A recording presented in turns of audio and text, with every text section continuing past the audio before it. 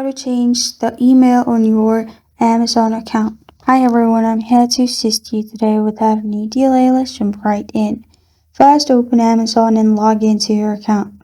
Then click on Account and List at the top, which will open this page.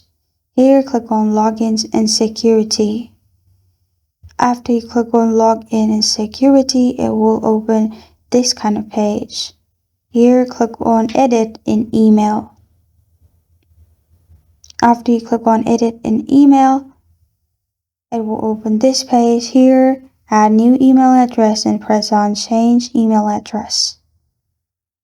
After you've done that, verification code will be sent to your new mail. Add the code and verify it. After you do this, add your password at the bottom. Press on Save Changes. After you do this, you're good to go. This is how to change the email on your Amazon account. Thank you for joining me today. If this video helps you out, please leave a like and subscribe for more. Got a question or want to suggest a topic, comment below. Thank you for watching.